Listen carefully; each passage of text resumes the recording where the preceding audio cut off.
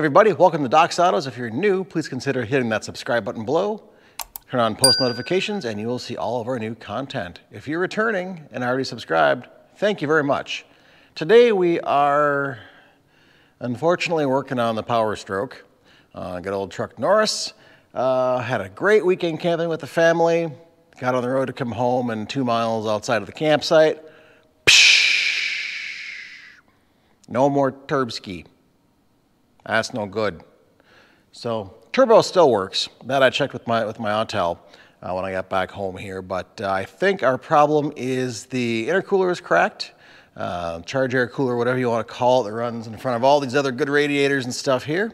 And I've already started taking it apart.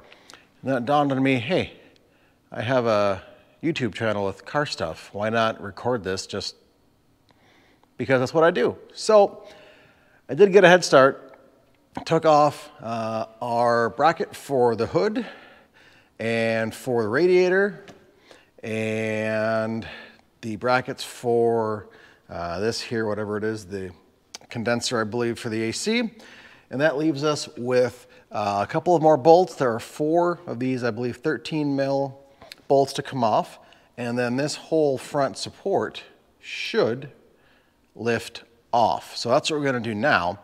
And that's going to then expose the intercooler back here to be removed after we disconnect it from our 2 pipes. I had thought this last spring I had the charge pipe here fail. Got a hole in it about this big under the intake. So I had to take this off in a parking lot, going camping with the family. 4 o'clock on a Friday. They were eating Wendy's. I'm in the parking lot of the Ford dealership replacing a pipe. Luckily, it was easy to get to. So I checked that, make sure that didn't fail again. And this, of course, here is a hard pipe. Then there are 2 silicone boots here and down here. You'll see my magical duct tape. I thought there was a crack or a fray in this pipe causing the boost leak. But that was not the problem.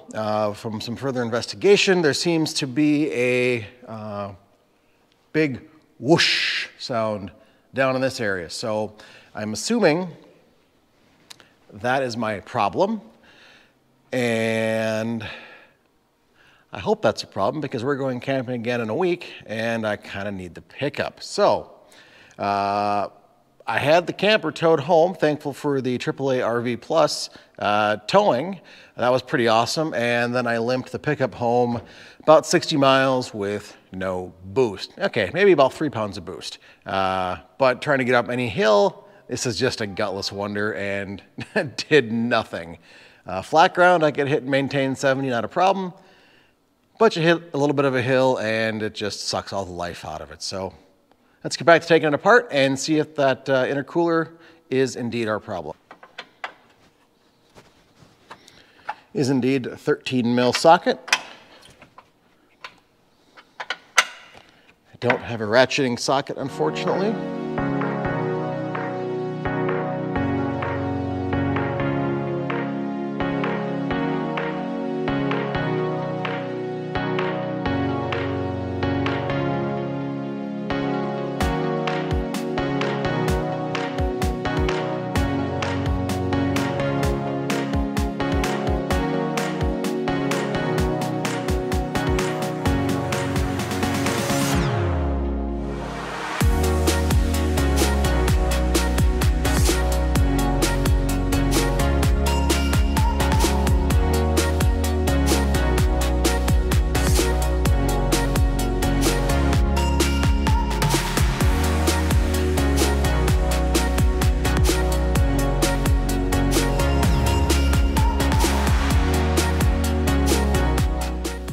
I'm led to believe this does just come up and off, but I don't think it's that easy. So I think I see 4 bolts on the back side too. Alrighty, well I got those 8 bolts out, not 4, 8 of them. And now my support here is loose.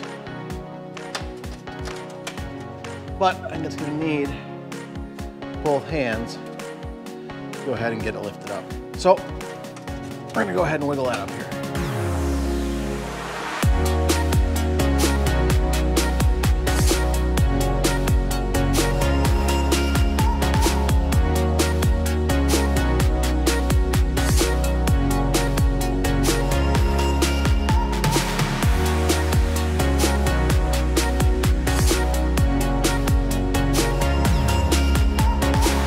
All right, so a few light taps and it did come off using my dead blow hammer, and it's out, and we have, looks like mud daubers.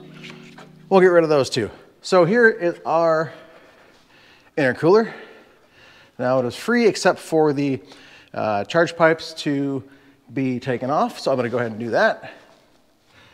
Now on the roadside, I got those off with the 7/16, and I'm gonna do that again because I said so. Alrighty, we got that boot off.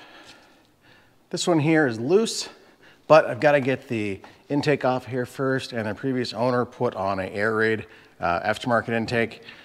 I guess it works, but it's in the way, so off it comes. That's going to give us access to this solid pipe here. Last connection before I can pull out that cooler. Alrighty, more stuff off. We've got our pipes off. Loosen this one up here so we can get it off down below here. You can see there. There again, no lights, yay. And then this pipe is off over here. So hopefully we should be able to lift this thing out of here now with some finagling. 12 seconds later. There we go.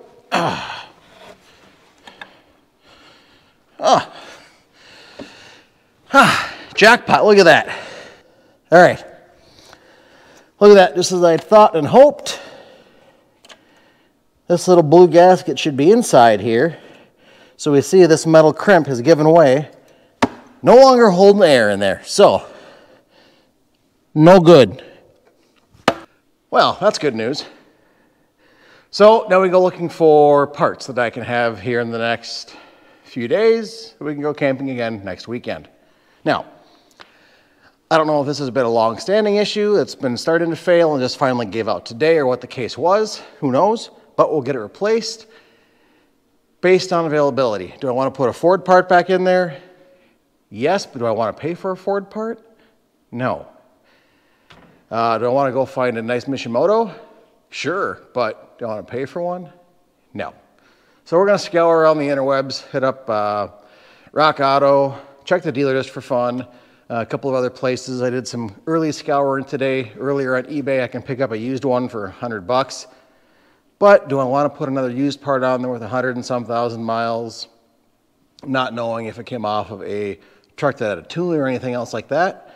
So I'm going to just kind of say I'm buying a new part, be done with it, get those other two boots as well for the pipe, and be done with this stupid thing. Put it back together, go camping with the family. Yeah. So I'm going to go look for parts, and I will come back. We'll put it back together and test it out when I get those parts in. Alrighty, folks, we are back just a few days later thanks to Summit Racing, so big hats off to them for getting us out a new intercooler ASAP. Placed the order Monday afternoon, and today being Thursday afternoon, it was here a couple of hours ago. So excellent job, thanks to Summit. I looked around a couple of other places, Rock Auto, eBay, Amazon, whatever, and I couldn't find a good cross-reference for the Ford part number until I dug around eBay and found this CSF product, and don't know anything about them, but the place I originally looked, just over here in Wisconsin, a couple hours away, didn't have the part in stock and couldn't guarantee it could be delivered from one of their other locations in time. But I had that part number readily available, so I took that, cross-referenced that on Summit's website, and boom, we have a giant box. I really don't know a darn thing about CSF other than it could get here in a couple of days and I needed it. It's all aluminum construction, and if it's on the Summit website, it's probably not going to be a pile of crap. So let's go ahead and open the box up.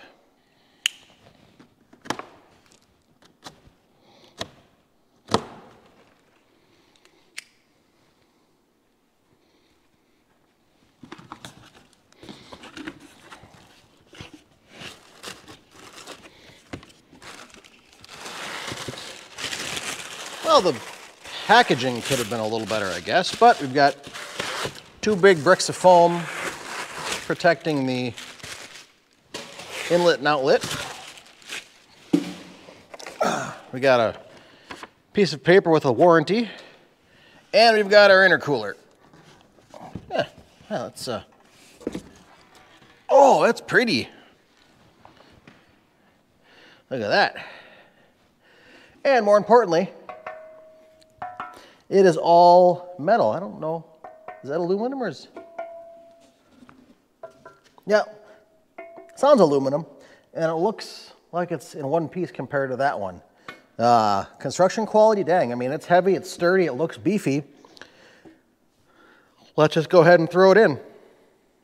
Alrighty, I could certainly use some more lighting up here, but for now, hopefully this will do.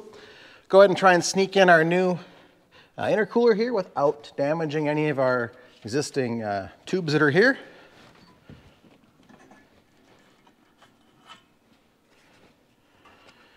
I'm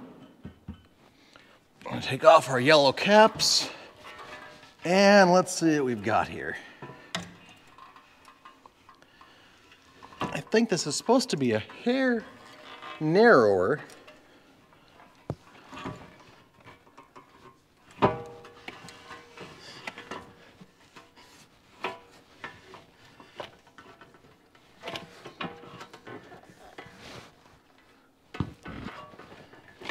Let's just go slow and not rag on anything.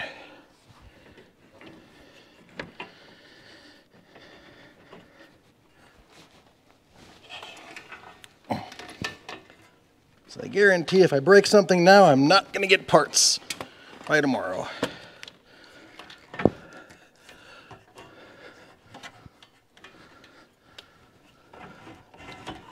All right, you're down. Now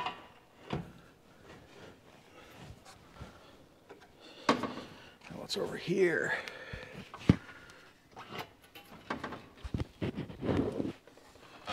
Oh yeah.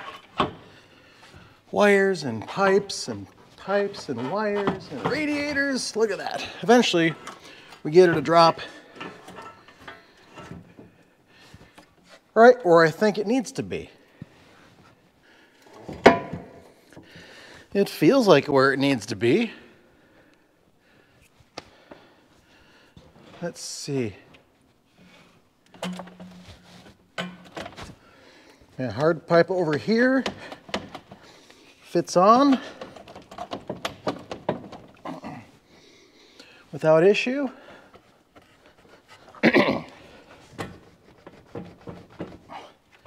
Except for that. Give you a push.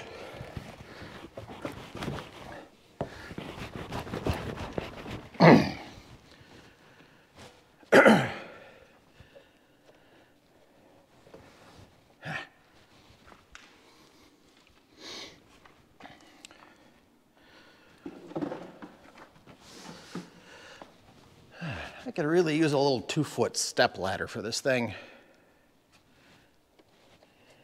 Especially if we're going to get into the maintenance age.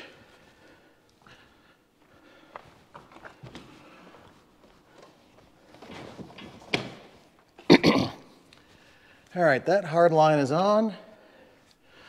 Now I've got my 2 boots that go down here, so I'm going to get those on first. But everything else up here seems to line up where it should, so that's great. Got 1 boot, 2 boot, red boot, blue boot. Well, no, this isn't a Dr. Seuss book. All right, so I've got these 2 boots. Goes on this hard line here, this hard pipe, and I've got to go way down in there again for one of those spring fittings. So let me get that off. We'll get this pipe off and get these boots replaced. Now the fun part, let's try and get this back up on top of the engine. There. It's on top, we're all done, right? Not quite.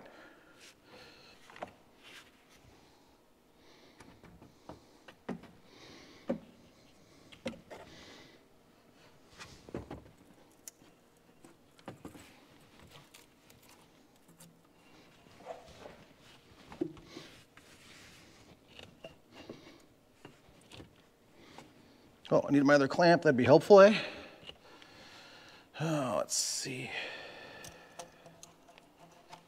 There we go. The other clamp is there.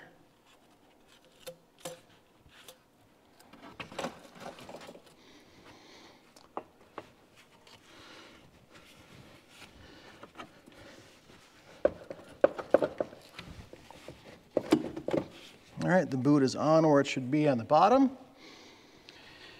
You can see down in here, there's actually a stop mark, tough to see. There's a stop mark on the intercooler opening inlet that you can see for your stop. And let's go take a look up on top and get that one put back in place. Oh, let's see, I don't have anything to stand on. Where's my stool?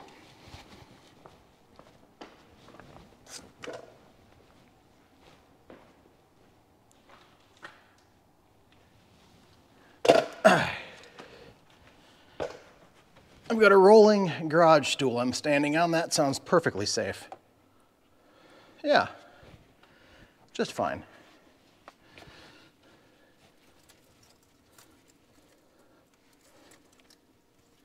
Go ahead and turn this, get it where it needs to be, and hopefully it's gonna fit.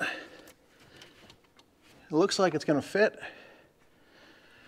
All right, let's go ahead and at least get one of these tightened down. How about the one on the turbo itself?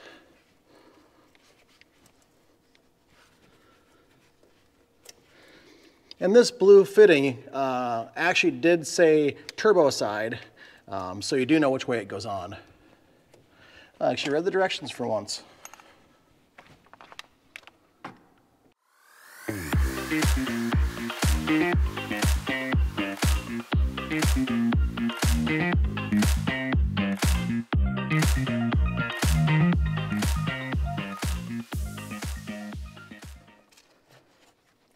And that's still too snug. So, you know what? I'm gonna go ahead, get this lower one put in place. Actually, not quite yet. I'm gonna leave that because I may have to adjust this whole thing. But what I am gonna do is put the front end of this thing back together so I've got some place to lay, to get on top of the engine, to get that boot back on the turbo. All right, so back with the reassembly. It should be pretty straightforward. Got to get our support back in here. And there are a couple of grommets back here that this thing slides between. Those, well, we may have to open those up, we'll see.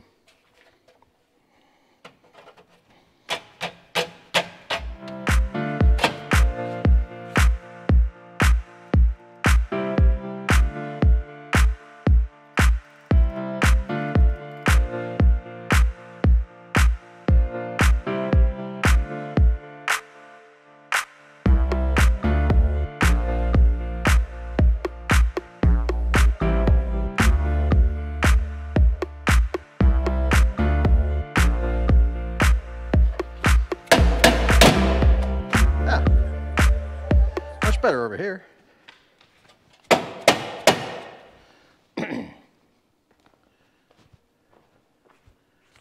And that's going to tap in.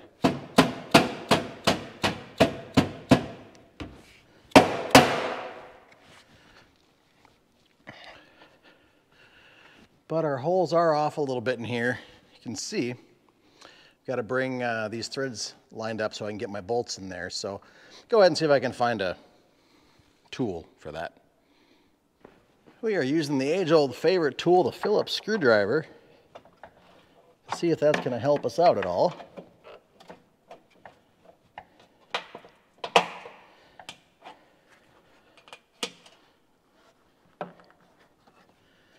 And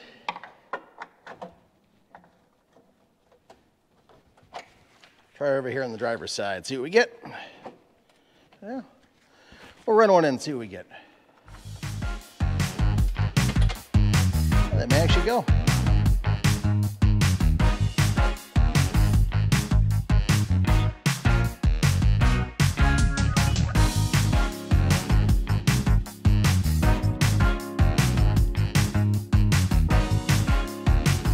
All right, those are all gonna fit in, no problem.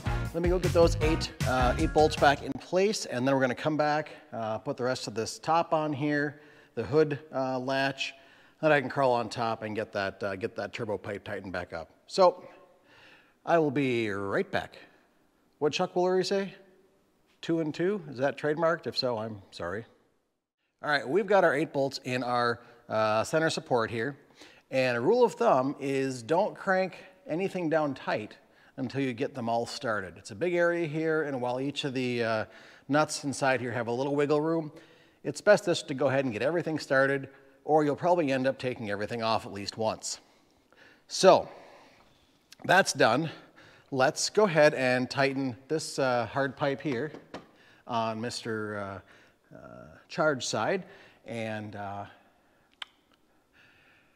keep going. We've got one down here, and remember, we don't want to crank these things down super tight with the tool. I'm going to get them down snug and then hit them by hand. We've got our intake to put back on. We'll get to that eventually. Got some wires here. Go ahead and tuck these back in place, I believe. One here.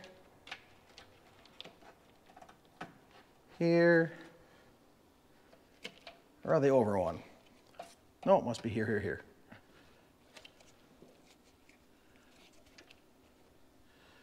Let's see. Get stuck on there.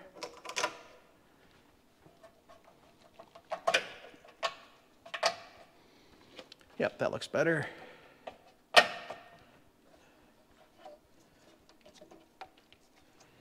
you set on, I'll take that off again. A little bit of trial and error here, right? All right, there we go. You're on, you're in. Now we have our hood attachment to put on, or our hood clip, so let's go ahead and put that on. Now if you look in here, you'll be able to see, it's tough to see from where you're at, but on this bracket you can see where the washers were, so you can use that as a guide when you're putting this hood latch back in place. Now the hood's one of those things you kind of want to double check when you're done before you go on a long drive. Make sure this is catching, make sure it's done all the way, or else you're going to have a hood in your windshield, and then you're going to have a bad day. We have 2 more sets of brackets now, one for the whatever this thing is here, and it's not in place yet, condenser. There are a couple little feet that this sits down in, so you want to make sure that he's seated back where he should go before you bolt it in. Again, very easy bracket. And a bolt. They only go in one direction, so if it doesn't fit, you put it in the wrong way. And we have our radiator bracket, same deal. Goes on, only one way.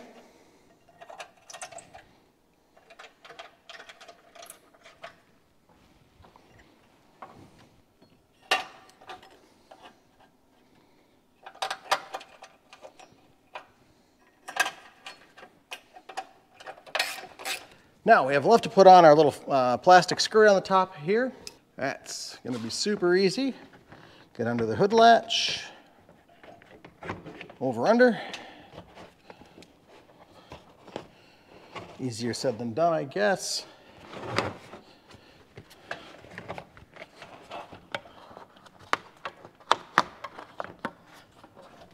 There we go.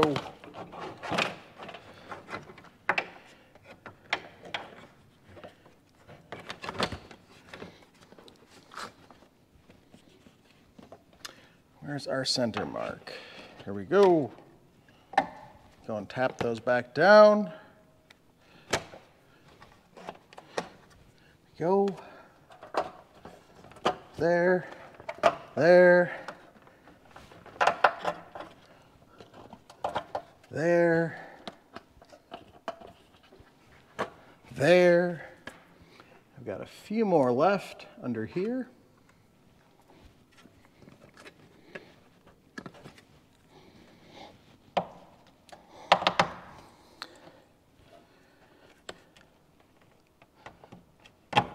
Go. Where's the last one? Oh, there it is. All right, now I got this back together. Got the grill to go on yet, that'll be last. But let's work on getting these pipes lined back up where they... Now I'm back on my rolling shop chair, which seems like a great idea. Let's twist this hose a little bit.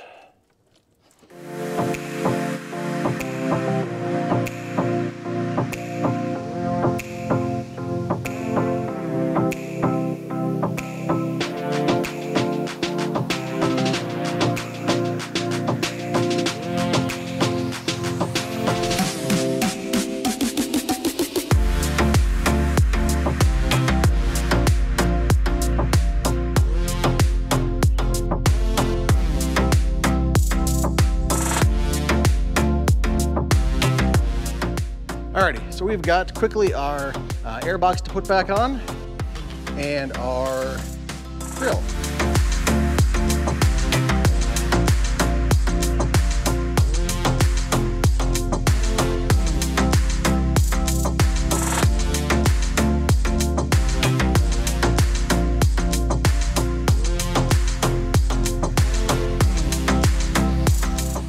Well, you fell over again, what do you know?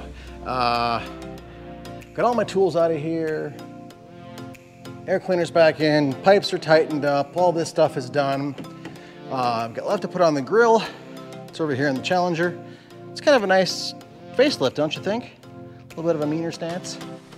Anyways, let me get my other couple of things out of the way.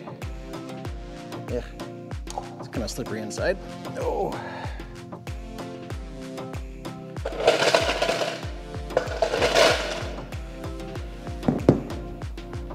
All right, find a rag for Tim's dirty hands. No, that's the keyboard rag. Pants, that'll work. All right, let's go ahead and give this thing a quick fire up. Can't go anywhere, there's a camper in the way, but at least we can see if it sounds like it should.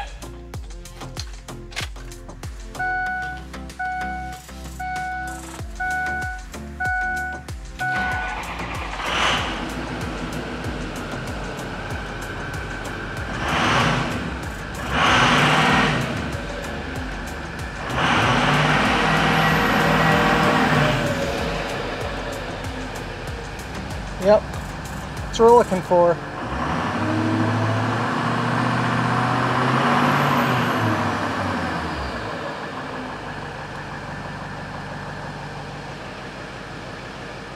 All right, well, the clock on the wall says it's time to go to daycare, which is good timing because we heard that nice little turbo whine, which means we got our problem fixed. So I've got to get the camper out of the way before I can get my way out of the garage or the shop to go give it a little test. But that's not going to happen now. But what is going to happen now is I'm going to say thank you for watching this video. Hope you found it somewhat informational, and you don't need to go to the dealer to have everything done. I mean, sure, it's an intercooler. It may seem a little daunting, but the dealer wanted over $1,000 for the part alone, plus the labor. They probably would have charged 3 hours of labor to get it done. Maybe 2 hours if you're lucky, so add on probably another $300 for labor. Taxes, all that good stuff, plus those boots were about $100 a piece. So you're gonna be looking probably in the neighborhood of $1,500 to have this job done from a dealer, maybe a little less from a shop. But the boots I paid dealer price for, so that's $200, so be it. They had it and it was quick in stock. The CSF intercooler was, I think, $3 and change, something like that. So for, you know, $550, $600, I got this done. Granted, my own time, whatever that's worth, in YouTube views, thank you. But you can do things at home for a fraction of the cost, and in this case, at least half the cost of going to a dealer and buying dealer parts. So, a little education, a little knowledge, and if you've got something like this, now you know you can do it yourself. Thanks for watching, and we'll see you all very soon in the next video, which I promise we're gonna go back and work on the 52.